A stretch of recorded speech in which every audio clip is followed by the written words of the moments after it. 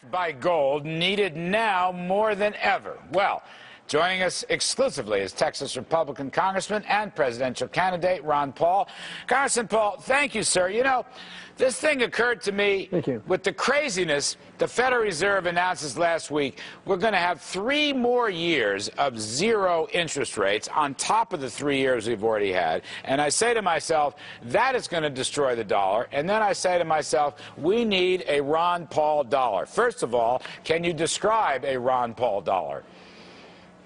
Well, the dollar would be convertible into gold at a fixed rate, which would prevent the monetization of debt, which limits the size and scope of government. Once we eliminated any link to gold in 1971, all you have to do is go back and look at every chart from that time, growth of government, growth of debt, and the mess that we've had. It's because of the currency.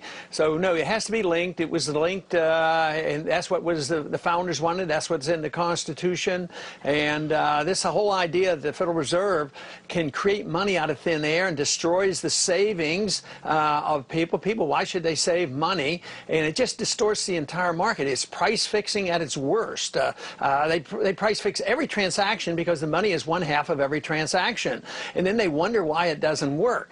They got away with it for a long time because we were so wealthy, but now we've consumed our wealth, we've chased our jobs overseas, and we're deeply in debt. It doesn't work anymore, and they won't budge. And nobody in Washington wants to cut spending. If you had a gold standard, you couldn't spend. You could cut spending if people would quit, but they're not going to. I don't know of anybody, I don't know of any candidate that's willing to cut any spending in real terms. I don't disagree with you, by the way, on that last statement, but let me just go back to that. What you're saying is a Ron Paul dollar, which would be a gold-backed dollar, would not only discipline the Federal Reserve's money printing, but it would also discipline the wayward ways of the U.S. government spending. Now, how might that work? Because that is the key. Well, and this to me is one of the most important things. If you like small government, now if you like big government, if you think we can run, you know, the empire as well as the welfare state, no, you don't want a gold dollar, and that's why they got rid of the gold dollar. But if you can't print the money, then you have to tax the people, or you have to borrow in the marketplace. And what would happen is if the government spent too much money, interest rates would rise, and it would all be the Congress's fault. Interest rates would go 5, 10, 15, or 20%, and they wouldn't have a Federal Reserve and say, oh, interest rates are too high, we're going to lower them artificially and send all these confused signals to the marketplace and say, oh, there's a lot of savings out there, let's continue the boom.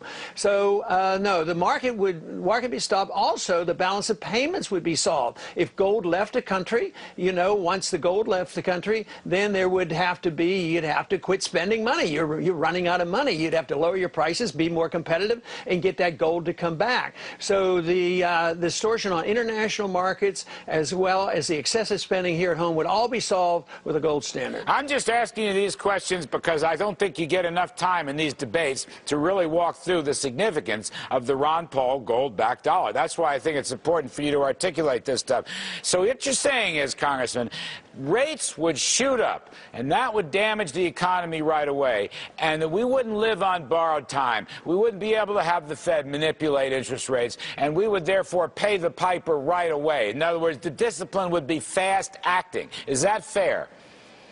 Yeah, that is true. The correction would come more quickly and it would be deeper, but it would help some people. You know, if we did this and quit the spending, taxes would go down. You know, my goal would be to get the taxes very, very low, so that's not a punishment. So the correction would come, but you'd have to change the spending habits. And who else would benefit? The people that the Bernankes and the Greenspans never cared about, and that's the savers. People are supposed to save and be responsible, but there's no incentive to. So savers might, you know, instead of making 1 or 2% to take care of themselves, they might make 6 or 8 or 10%, being able to take care of themselves and pay their bills and live a better lifestyle. But no, what we do is we drive the interest rates down, but there are some people benefiting. The people who get the money practically for free are able to turn that around and put a deposit at the Federal Reserve and make a point or two, and they seem to thrive over this. And yet the people are injured under this system. Have you ever talked to Bernanke or any of the Federal Reserve governors about the Ron Paul gold-backed dollar? Well, I try to get it going, and you remember the one conversation I had with Bernanke to try to get started. I says, "It's gold money." He says, "Absolutely not. It's not money." The last, and Greenspan would talk to me a little bit because he knew that I knew that at one time he was a gold standard person, so he was at least polite and had a conversation.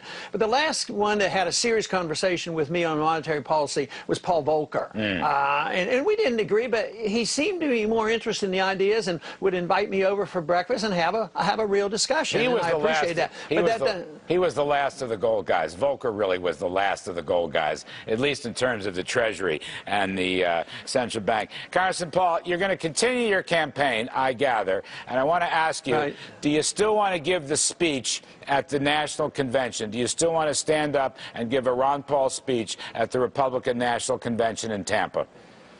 Well, that's not my goal in life. My goal in life right now and political life is to get more delegates and get maximum amount of delegates.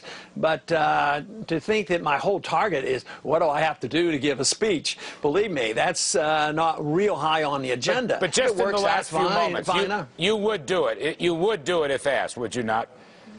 Well, it depends on what the circumstances are. You know, they have a lot of rules and regulations on what you can say and what you have to do. They're not going to give you a prime time spot if you want to talk about the gold standard and bringing troops home. You know, they're not going to welcome me for there. So we'll have to see what happens. And I got to leave it there. Thank you, sir. Congressman Ron Paul and the Ron Paul gold-backed dollar.